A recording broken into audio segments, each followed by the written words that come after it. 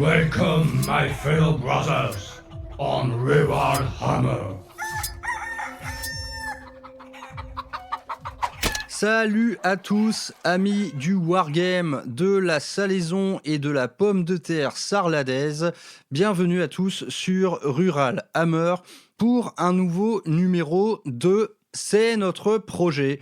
Je suis Brother Maxou et donc pour cette rubrique, cette rubrique, elle existe dès lors que j'ai une idée. Et une idée, j'en ai eu une pas plus tard qu'il y a quelques jours. Parfois, on se réveille et ça vous prend comme une envie de pisser. Ah, putain, j'ai une idée de projet, tu sais, le truc qui va te coûter 400 € et 3 mois de travail. J'ai une idée. Cette idée s'appelle Gangs of Chaos. Donc, nous ne sommes pas dans Gangs of New York ni Gangs of London. Gangs of Chaos. Je vais vous expliquer la chose. Projetons-nous dans l'Est galactique, à proximité, pourquoi pas, de l'astrostation Nexus 3.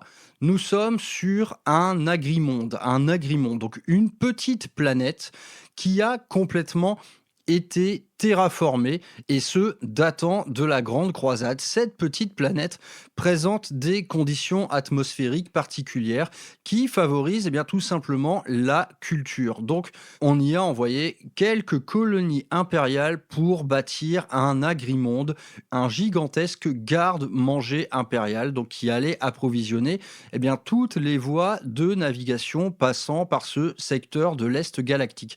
Cet agrimonde présente une particularité, c'est que toute sa population, et désormais nous en sommes à 300 millions d'âmes peuplant cette planète, toute cette population est concentrée à un seul et unique endroit, aux environs de son pôle nord. Tout le reste de la planète n'est que champ de culture s'étendant jusqu'à l'horizon, donc une immense étendue de culture céréalière ou autre. Donc naturellement, il y a des gens qui travaillent dans ces champs, bien que la plupart du travail soit réalisé d'une part par des servitors, de l'autre par tout un ensemble d'automates mécanisés. Et donc à travers ces champs, courent des voies ferrées, ces voies ferrées qui se concentrent toutes au même endroit, c'est-à-dire dans le pôle Nord. Donc des champs, quelques petits postes avancés où logent des techniciens, des ouvriers ou des ingénieurs pour la maintenance des parcs automatiques, du matériel technique. Et cette planète est complètement quadrillée de voies ferrées qui se retrouvent à un seul et unique endroit, son pôle Nord. Et ce pôle Nord, il va être divisé en 4 gigantesques manufactorums regroupés au sein d'une seule et même immense cité ruche qui regroupe donc plus de 200 millions de personnes. Donc des familles vivent ici. Naturellement, la plupart des gens sont noyés dans une vie de travail, et donc dans ce manufactorum, tout simplement, on va transformer les produits récoltés. Donc là, on n'est pas aux 4 étoiles, vous allez avoir droit à manger à une espèce de pâte alimentaire regroupant des protéines, des céréales, bref, une bonne vieille pâte de merde qu'on va donner aux soldats de la garde impériale pour ne pas qu'ils meurent de faim dans leurs tranchées. Donc il y a le strict minimum vital pour garder un organisme fonctionnel. Et donc cette cité ruche est divisée en 4 gigantesques manufactorums, donc des usines de transformation de produits. Elle est divisée en 4 tout simplement parce que cette usine fabrique 4 types d'aliments différents. Donc d'un côté, vous avez une bonne pâte, de l'autre côté, vous avez, allez, on va dire une espèce de boisson énergétique. Une autre délivre les céréales sous forme de grains, cette fois sous forme de matière première qui va être envoyée à d'autres manufactorums pour en faire autre chose. Et le dernier manufactorum sera lui une récolte de minerais, car sur cette planète également il y a un sol assez riche. Et du coup, avec la rotation des cultures, parce que oui, l'Imperium cultive ses céréales en mode maraîchage biologique, bio-bobo, permaculture, etc. On défriche les plantations et ensuite on exploite son sol pour ensuite plus tard y ressemer d'autres choses, etc. Donc on a également une partie de cette usine qui est dédiée à la récolte de minerais qu'on va envoyer via des vaisseaux sous sa forme brute. Donc un petit monde assez dépeuplé, mais qui tourne bon train. Les usines tournent à plein régime et la planète est plutôt bien située sur les voies commerciales, sur les voies de navigation et elle est également protégée car elle fait partie d'un système assez richement peuplé de garnisons de garde impériale. On a également pas mal de vaisseaux en orbite. On a un ensemble de défense planétaire assez humble mais néanmoins présent. Depuis 10 000 ans, eh bien, cette petite planète tient bon. Elle a fait face naturellement à plusieurs types d'invasions, notamment pas mal de WAG orques, mais les forces de défense impériales ont toujours été là pour la sauver. Et jusqu'à maintenant, cette petite planète, que du coup, vous allez pouvoir l'appeler comme bon vous semble, cette petite planète dans laquelle on est en train de se projeter, appelez-la comme vous voulez, et bien jusqu'à maintenant, cette petite planète n'a pas connu la moindre forme d'invasion. Il n'y a pas eu le moindre organisme xéno ou chaotique qui ait foulé le sol de cette petite planète. Cependant, eh bien, nous arrivons à l'heure où la galaxie va se déchirer en deux. Suite à la 13e croisade d'Abaddon le Fléau, la galaxie se déchire de part en part, de part et d'autre, d'une marque indélébile nommée la cicatrice maledictum, la grande faille. Et du jour au lendemain, eh bien, les habitants de cette petite planète complètement atterrés voient le ciel se déchirer sous leurs yeux. Ils sont aux premières loges, ils ont une vue imprenable sur cette faille, sur cette cicatrice galactique, sur cette énorme traînée rose violacée, crépitante d'énergie warp. Ils voient ça de très près. Le ciel se voile. Ce qui était jadis leur grand ciel bleu se teinte de violet sombre et les cieux sont déchirés d'éclairs psychiques. L'écosystème est radicalement bousculé. La lumière n'est plus. Les cieux ne sont plus qu'une espèce de toile où l'on voit danser des ombres, des éclairs et des immenses formes mouvantes. On vit désormais dans l'obscurité la plus totale. Alors naturellement, situation d'urgence, on essaie de contacter les planètes à proximité, les vaisseaux stationnés en orbite, mais il n'y a que le silence qui réponde aux appels de la population. Les communications semblent ne plus fonctionner, la visibilité est nulle, eux qui alors jouissaient d'un ciel étoilé de toute beauté ne font plus face qu'à une obscurité opaque dans laquelle dansent toutes les horreurs du monde. Les semaines passent, les mois passent, naturellement privées de lumière, les plantations commencent à subir des ravages, des maladies, l'apparition de bactéries ou de maladies dont on ne soupçonnait pas l'existence jusqu'alors, la nature est en train de subir de plein fouet ces nouvelles conditions météorologiques. L'air semble également devenir plus lourd, les pluies se chargent d'une espèce de suie, il pleut de la boue, il pleut quelque chose de noir, il pleut un liquide épais, assez asphyxiant, ça sent mauvais, le sol se charge d'une épaisse suie, les plantations meurent et meurent brutalement, et l'intégralité de cette planète, jusqu'alors si productive, connaît un arrêt brutal des acheminements de céréales, de minerais. Les fourneaux des usines s'éteignent, la population est laissée vacante, l'activité n'est plus, la productivité n'est plus, le temps semble s'être arrêté devant cette nouvelle situation. Les semaines ont passé, désormais des mois ont passé, et la population devient désemparée. Les équipes techniques présentes sur l'intégralité de la planète sont rapatriées d'urgence vers la cité ruche. Désormais, la population dans son intégralité est concentrée au même endroit et tout le monde se retranche dans ses baraquements attendant l'apparition de jours meilleurs, car en ce jour, cette petite planète semble avoir été abandonnée et n'est plus sous la protection de la lumière divine de l'empereur.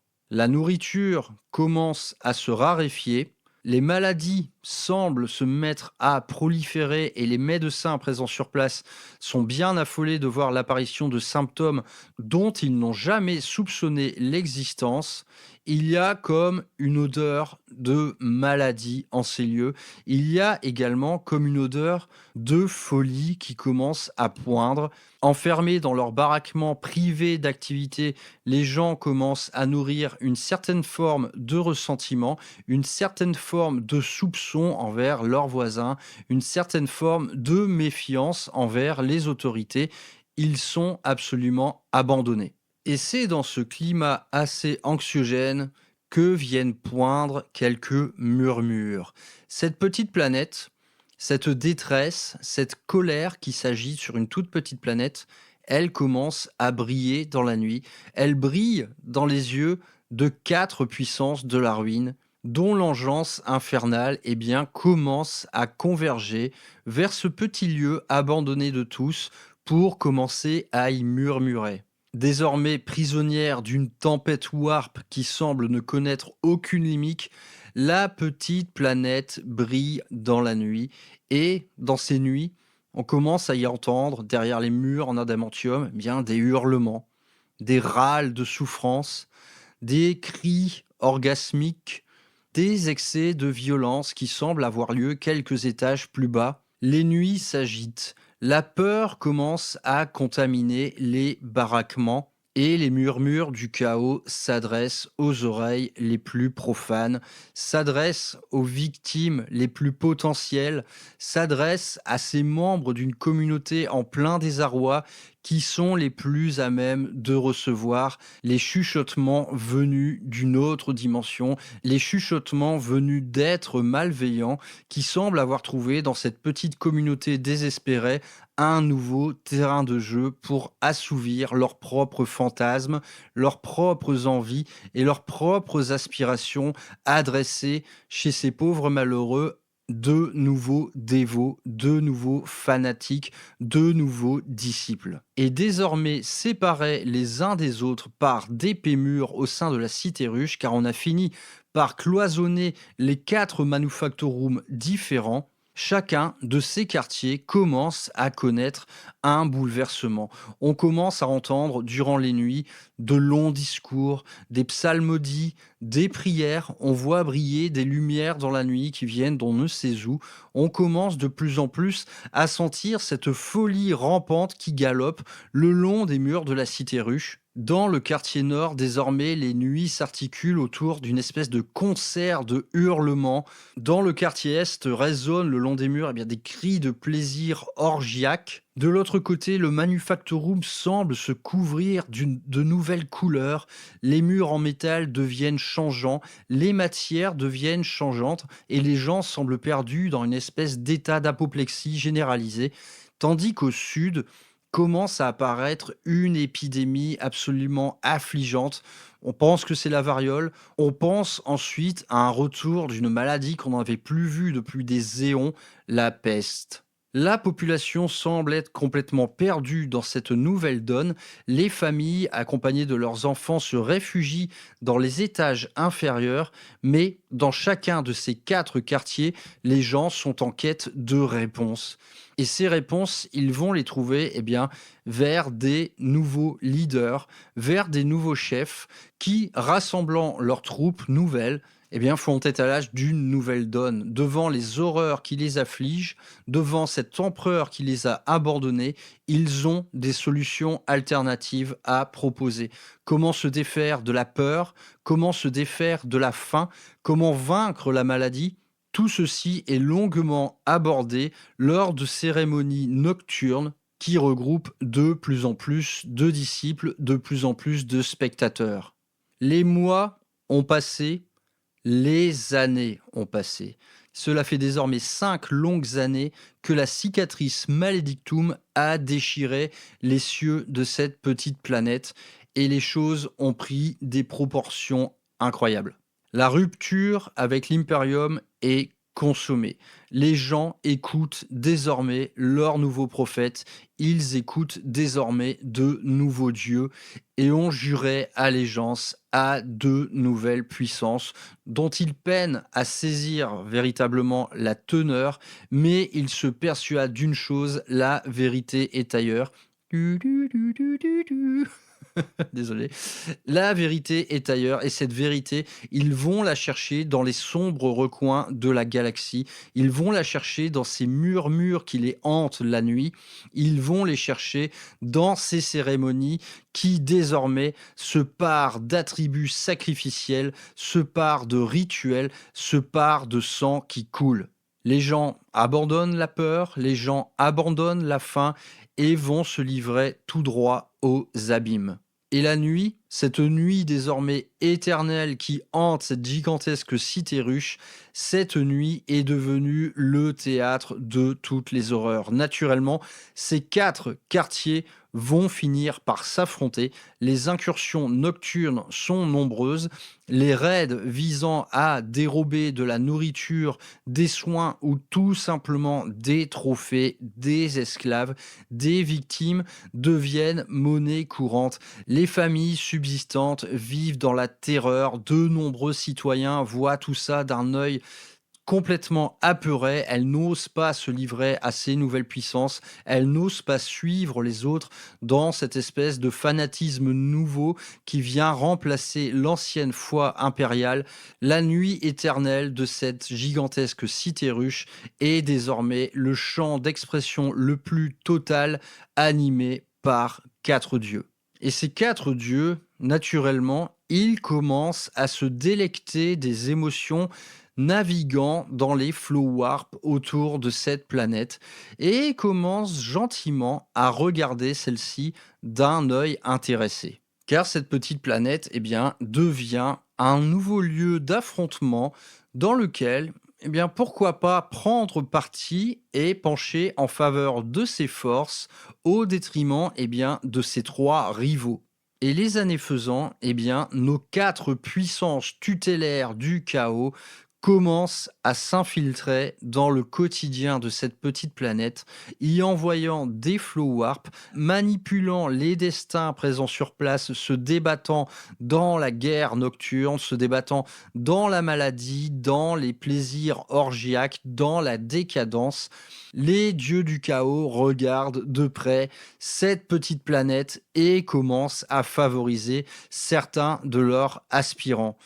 Et bien vite, les courants du chaos commencent à s'infiltrer dans les murs et nous voyons poindre les premiers rituels d'invocation, les premières mutations chaotiques, les premiers favoris de chacun de ces 4 dieux, Khorne, Nurgle, Tzeentch, Slaanesh. Des champions sont nommés, des armées sont levées, des rituels sont déclamés, des mutations sont données, et dans les rangs de ces désormais disciples du chaos, suspendus au croc de la grande faille, les premiers rituels d'invocation démoniaque ont lieu, et nous voyons apparaître dans les murs de la cité ruche les premières cohortes de démons de chacun des 4 dieux, venant gonfler les rangs des adeptes, venant nourrir le carnage qui forme désormais le quotidien de ce qu'il reste de cette population.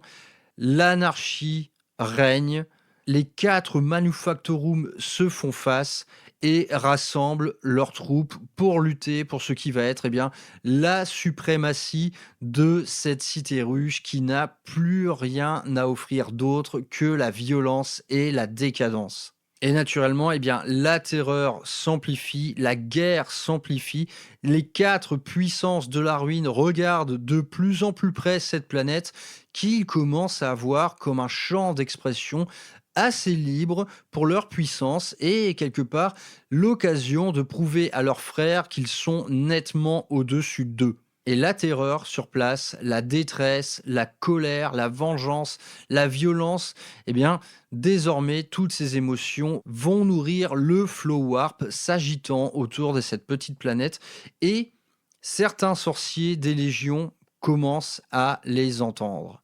ils entendent certaines choses et vont commencer à en référer auprès de leurs supérieurs. Bientôt, la vérité sera connue de ces 4 légions et derrière l'agitation, eh bien, des courants warp parvenant à leur psyché commence à s'agiter une forme d'enjeu militaire. Nous avons un agrimonde, nous avons l'occasion de le saisir. Eh bien, ça nous donne 4 légions de l'Hereticus Astartes qui va finir par envoyer sur place une petite cohorte de troupes, tout simplement pour prendre la température, pour voir ce qui se passe, pour déterminer les enjeux existants sur cette petite planète et voir ce que la Légion pourrait en tirer. Tout ceci a lieu plus ou moins en même temps, et cette petite planète qui a vu depuis naturellement sa population baisser d'un bon tiers, cette petite planète où s'agitent désormais dans les murs des manufactorums des cultistes, des démons, des leaders, des esclaves, des familles terrifiées et quelques petits contingents de la garde impériale qui tentent de subsister malgré tout. Sur cette petite planète livrée désormais à l'anarchie la plus totale, vont débarquer 2 petites troupes de l'Hereticus Astartes. Chacune des légions va envoyer sur la planète une petite cohorte du même type. Nous allons parler tout simplement d'un seigneur du chaos accompagné d'un lieutenant et d'une petite troupe de base. Donc on parle de 10 soldats de l'Hereticus Astartes. Ces petites cohortes vont vite trouver sur le sol le quartier qui est dédié à leur puissance tutélaire. Donc ils vont être accueillis comme les demi-dieux qu'ils sont. Ils vont rétablir une certaine forme d'ordre auprès de cette population de cultistes livrés à elle-même. Ils vont rétablir un petit peu d'ordre dans tout ça. Ils vont rétablir une forme de hiérarchie qui sera tout simplement incarné dans son commandement par le Seigneur du Chaos, les choses vont s'organiser et naturellement, ils se rendent bien compte très vite de la puissance des factions rivales sur le même sol que le leur et vont structurer cette horde désorganisée en véritable force de combat. Et désormais, non content de se livrer chaque nuit à la guérilla, ces 4 quartiers de Manufactorum vont structurer leurs affrontements et au fur et à mesure, la cité ruche va devenir un véritable champ de bataille. Un champ de bataille avec des enjeux stratégiques, donc la capture de moyens de production, la capture de vivres, la capture de nouvelles troupes, de nouveaux soldats, de nouveaux disciples qui pourraient rejoindre notre puissance tutélaire choisie. Chacun des 4 seigneurs du chaos présents sur place, naturellement, en réfère à leur propre commandement. Ordre leur est donné de structurer cet affrontement et de rester sur place pour s'emparer des lieux. Et pour s'emparer des lieux, il va tout simplement falloir affronter ses frères rivaux. Et les semaines passent ainsi, des semaines qui versent de plus en plus dans la folie, mais également dans l'attrition. La présence désormais de véritables Space Marines sur le sol de cette petite planète va militariser dans son ensemble les affrontements. Les hordes de cultistes deviennent de véritables soldats fanatisés. La présence d'engeances démoniaques sur le sol se fait également au sein des rangs armés. Les mutations deviennent incontrôlables. Nous voyons sur les champs d'affrontement de véritables bêtes, des enfants du chaos qui ont perdu toute humanité. Les affrontements se structurent, les affrontements s'intensifient, la guerre de territoire est ouverte. Chacun de ces 4 quartiers de Manufactorum doit prendre le pas l'un sur l'autre et les seigneurs du chaos présents sur place se couvrent de gloire. Ils n'en ont plus que pour leur dieu. Ils sentent venir poindre en eux une forme d'ascension. Et cette ascension, elle va leur être offerte. Chacun des dieux du chaos regarde maintenant cette petite planète d'un œil de plus en plus amusé. Ils y voient leur nouveau terrain de jeu, ils y voient la manifestation à petite échelle de la rivalité qui les oppose les uns les autres. Chacun désormais prend parti et chacun désormais va offrir à ce champion du chaos présent sur ce sol l'ascension démoniaque. Chacun des 4 seigneurs du chaos va devenir un véritable prince démon. C'est le meilleur moyen qu'ont trouvé les puissances de la ruine pour incarner au mieux ce théâtre d'opération duquel ils en espèrent, ils vont tirer toute la gloire. Et bien voilà les amis, le décor est planté, Gangs of Chaos. 4 puissances de la ruine qui vont s'affronter au sein d'une cité ruche livrée à la folie la plus furieuse. Et donc Gangs of Chaos, techniquement c'est quoi? Bon, c'est un petit peu un jeu dans le jeu, donc c'est du Warhammer 40 000 tout simplement, ça pourrait très bien être par exemple du Necromunda, de l'Inquisitor, que sais-je. On va rester sur Warhammer 40 000 et on va rester bien sur 4 factions de 1000 points. Donc ce sera des affrontements de 1000 points. La logistique, vous la connaissez. On prend des tables de 44 sur 60. On rappelle désormais que les tables de jeu font la même taille, que l'on choisisse un format 1000 ou 2000 points. Donc c'est parti. Nous parlons d'un Manufactorum, donc nous parlons d'une collection de décors qu'à mon avis tout le monde possède. C'est tout simplement un des plus grands classiques de la zone de guerre façon Warhammer 40 000. Nous avons d'une part les ruines cathédrales bombardées et d'autre part, eh bien c'est ça, c'est le Manufactorum. Donc des conduits de plasma, des engins de production, des grues, des containers, des baraquements. Vous connaissez tout ça par cœur. Ces décors, à peu près tout le monde les a. Ça vous a été donné dans les différentes collections Hachette, Conquest, Imperium, que sais-je.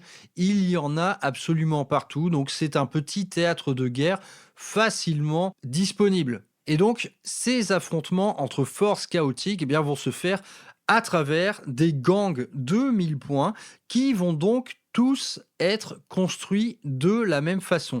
C'est-à-dire, vous aurez la présence d'un prince démon, donc affilié au dieu de votre choix. Vous aurez accès à un champion, donc un lieutenant, donc un QG supplémentaire qui pourra prendre à peu près la forme que vous voulez, et j'ai envie de dire la forme la plus substantifique de la faction que vous aurez choisie. Naturellement, chez Tzeentch, nous allons prendre un sorcier.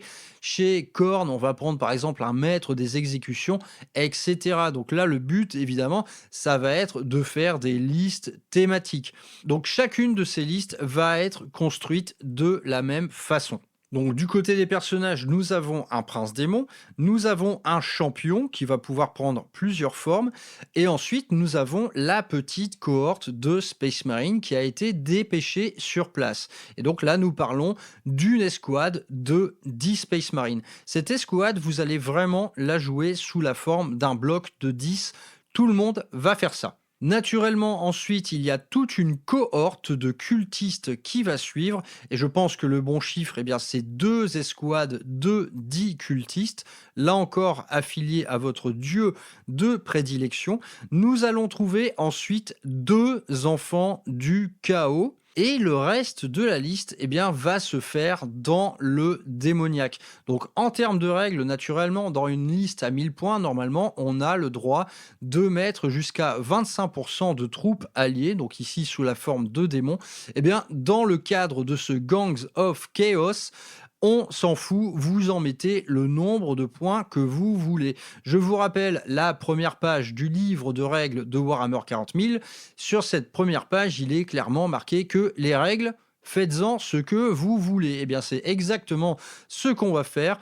on emmerde les règles, on fait ce qu'on veut. Et donc dans ce détachement démoniaque supplémentaire, alors naturellement nous n'allons pas mettre de démons majeurs, c'est beaucoup trop, nous allons mettre tout simplement ceux qui forment la piétaille de ce genre d'armée. Donc par exemple dans le cadre de Khorne, nous allons mettre des Bloodletters et des chiens de Khorne, donc des sanguinaires et des chiens de Khorne. Nous allons en rester aux fondamentaux de ce qu'est une petite armée démoniaque. Comment vont se passer les missions? Je vais vous proposer quelque chose d'infiniment simple. Vous prenez votre table de 44 sur 60. On va naturellement garder un système d'objectifs primaires parce qu'il faut bien ajouter de l'enjeu à tout ça. On va garder donc un système d'objectifs primaires avec 5 objectifs sur la table, donc 3 dans le No Man's Land et 1 dans chacune de vos zones de déploiement. On fait le bon vieux truc classique, prendre et tenir. Vous mettez 5 points par objectif primaire et le reste, donc ce qui touche au secondaire, on peut imaginer quelque chose d'infiniment simple. Donc ces gangs du chaos, leur but c'est la suprématie, c'est vraiment de propulser leur dieu à la tête de tout ce petit système, de cette petite cité ruche.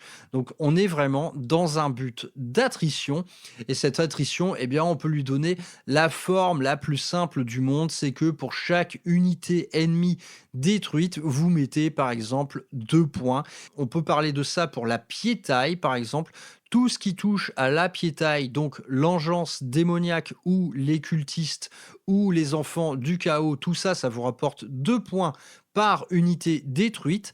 Si vous arrivez à flinguer dans son intégralité l'unité de 10 Space Marines, ce sera 5 points. Et si vous arrivez à abattre le Warlord ennemi, allez, là on y va banco, on dit 10 points. Donc voilà, un objectif secondaire d'attrition pure. Et pourquoi pas également faire intervenir au sein de cette partie un troisième joueur. Ce troisième joueur, qui pourrait prendre en main ce qui reste d'humanité, ce qui reste de petites cohortes, de petits détachements de garde impériale vivant encore dans cette cité ruche et assistant consterné au spectacle sanguinaire qui s'y livre désormais. On peut imaginer la chose de la manière la plus simple possible à partir du T2 sur chaque bord de table, sur un 5+, une petite unité de 10 gardes impériaux arrive des réserves stratégiques. Donc arrive à moins de 6 pouces du bord de champ de bataille, arrive à plus de 9 pouces de toute unité ennemie. Et voilà, pourquoi pas faire intervenir un troisième joueur. Et ce troisième joueur, mettez-vous à la place de la population qui demeure dans ces lieux, qui voit finalement au fil des mois poindre un spectacle, mais qu'il n'aurait jamais pu croire possible. Des démons, des mutations, des enfants du chaos et désormais l'Héréticus Astartes qui a pris pied sur leur propre sol.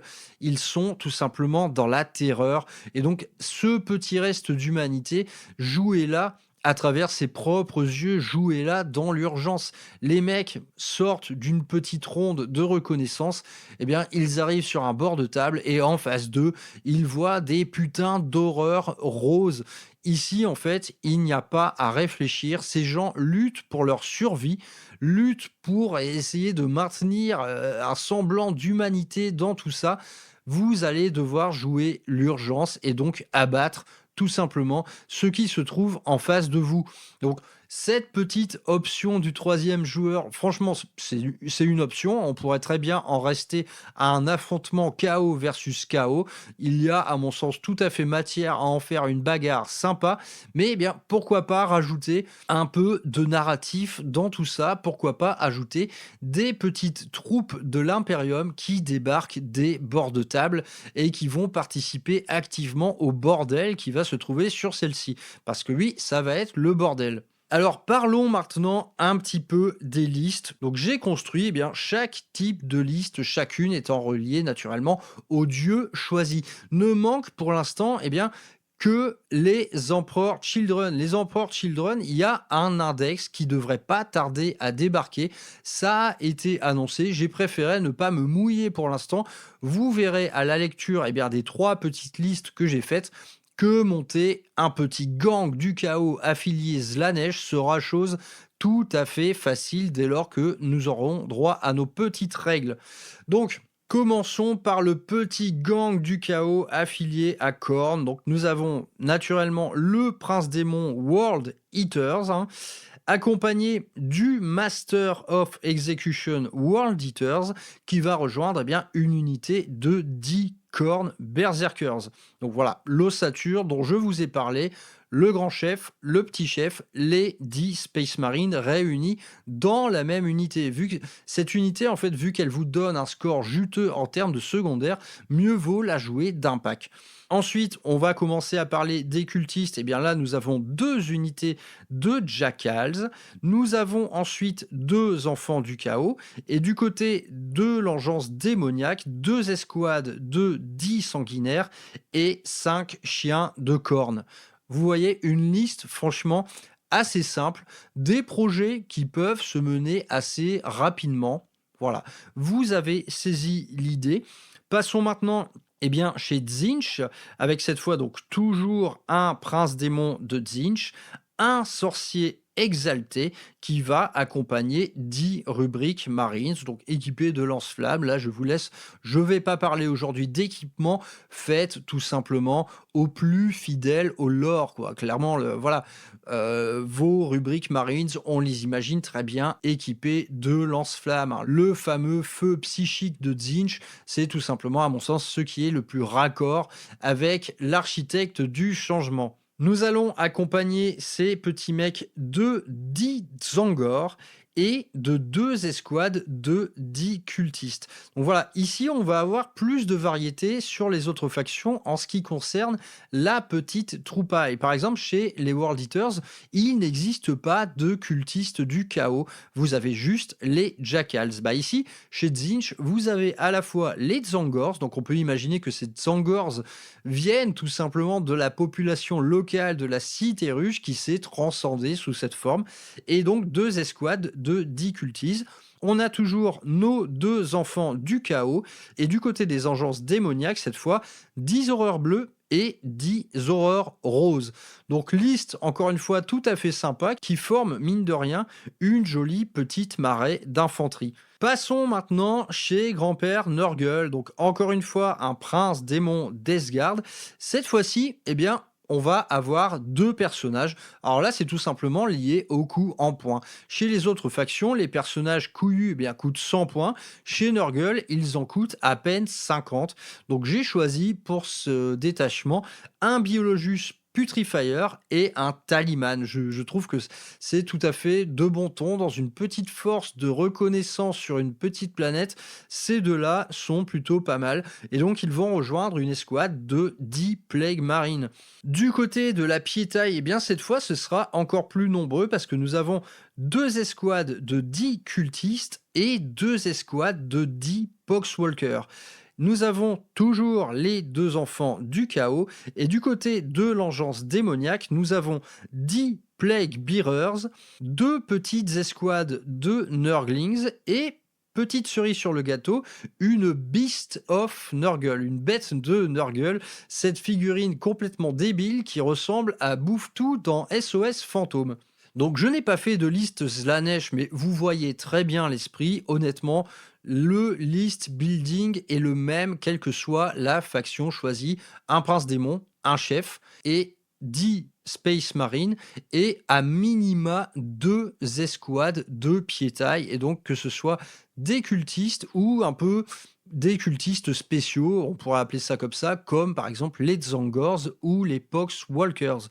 Donc ces listes, elles sont assez populeuses pour du format 1000 points, donc ça vous garantit d'avoir finalement vos seules sources d'attrition seront l'escouade de Space Marine et le prince démon. Donc naturellement, La raison d'être de ce Gangs of Chaos, c'est de voir s'affronter 2 princes démons issus de dieux différents. C'est vraiment tout le but de la chose et là, les listes sont construites de manière à ce que finalement la piétaille ne puisse venir à bout de ce prince démon. Les seules sources d'attrition, on va dire sérieuses, sont tout simplement votre prince démon et votre cohorte de Space Marine.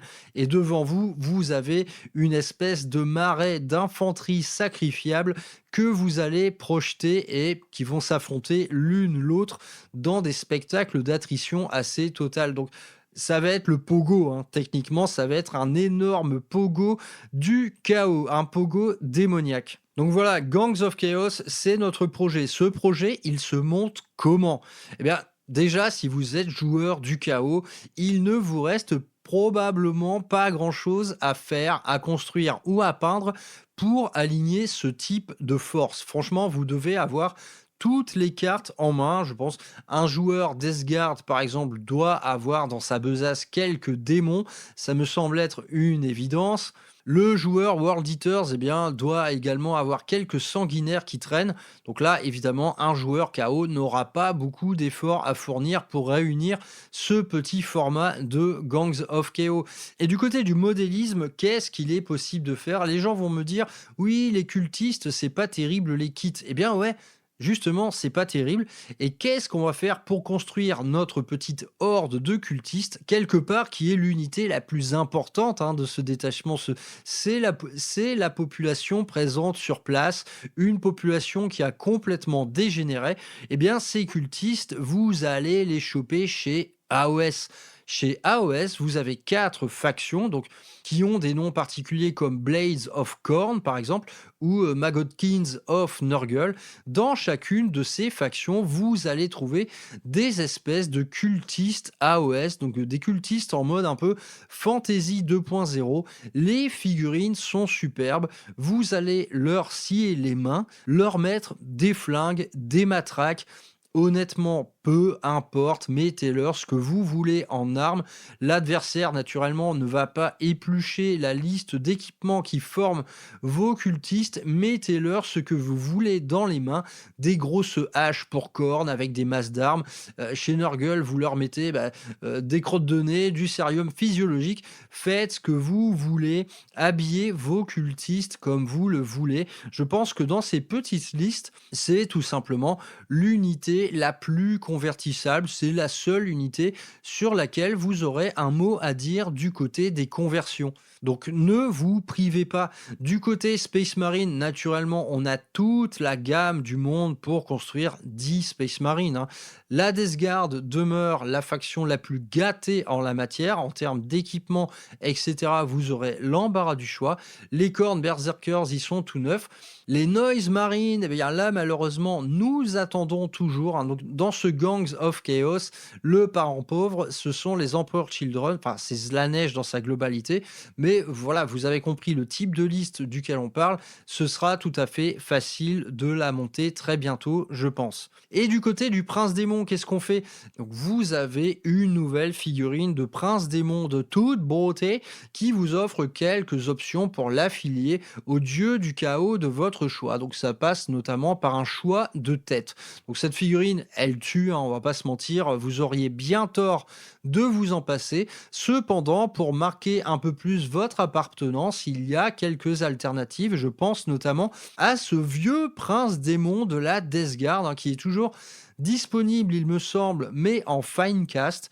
La figurine demeure excellente, je trouve. Il est complètement ravagé, ce petit prince démon. Vous avez également l'ancien prince démon en métal, qui est vraiment un colosse en armure énergétique, une armure énergétique qui a gonflé en même temps que ses muscles. Donc très très sympa. Et il y a plein d'autres options possibles, des vieilles figurines, par exemple la vieille figurine de Bellacore que vous pourriez améliorer un petit peu. Donc ce prince démon, faites-en naturellement quelque chose le plus affilié possible à la puissance de la ruine que vous auriez choisi. Eh bien, Gangs of Chaos, j'ai envie de dire, ça s'arrête là. L'idée est là, des petites listes à 1000 points, des listes qui doivent répondre du coup à ce même format pour chacune des 4 factions. Donc je rappelle, un prince démon, 100 points de personnage, donc ça peut être un seul QG ou deux, par exemple chez la Death Guard. Donc 100 points de personnage, à peu près, hein, si c'est 105, on s'en fout. 10 Space Marine, un minimum de 2 unités de 10 cultistes, 2 enfants du chaos et le reste en engeance démoniaque ou en troupes un peu plus particulières comme les Tsangors ou les Poxwalkers. J'ai oublié de parler des enfants du chaos. Alors là, surtout ne jouez pas ces saloperies de figurines d'enfants du chaos qui vous sont proposées par Game Workshop. On parle vraiment de la honte de la famille. C'est vendu 40 balles. Ces 2 figurines sont laides comme tout. Elles sont vieilles, elles sont moches. Ne touchez pas à ça. Allez voir les gammes de figurines alternatives, il y en a plein. Si vous tapez par exemple Korn Chaos Spawn, vous aurez bien des petits démons de Korn tout à fait stylés. Il y a pas longtemps, j'en ai vu chez un créateur qui s'appelle Den of Imagination. Des enfants de chaos, de Zinch, de toute beauté, avec des yeux globuleux géants. Ces enfants du chaos sont superbes, on a trop envie de les peindre. Idem chez Nurgle, vous aurez l'embarras du choix.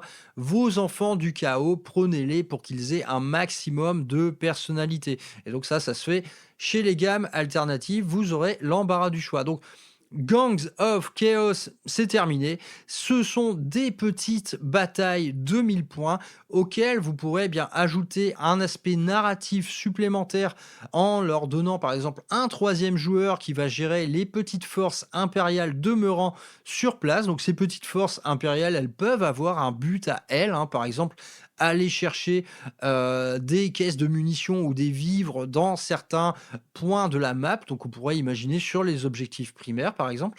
Donc voilà, libre à vous de développer un peu l'univers de cette cité ruche en proie à la folie.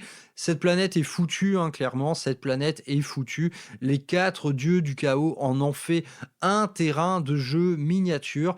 Ils vont s'amuser à jouer aux échecs avec leurs petits copains, hein. Les 4 puissances de la ruine s'affrontent dans ce petit théâtre d'opération. Et donc, dans cette guerre de gangs, des gangs du chaos. Donc voilà, Gangs of Chaos, projet franchement facile, surtout si on joue chaos, hein, mais n'hésitez pas non plus à essayer ça en vous faisant prêter des figurines, pourquoi pas. Je vais pas vous pousser au crime en vous disant « Ouais, fais ta liste à 1000 points Gangs of Chaos », on reste sur quelque chose d'anecdotique, mais on reste, à mon avis, sur des parties marrantes, parce que ces parties, eh bien, elles vont manquer singulièrement d'efficacité, hein. Donc j'ai pas vraiment spécifié, mais vraiment on est sur un truc tank interdit, machine de combat interdit, tout ce qui est plus gros qu'un soldat est interdit en gros, hein.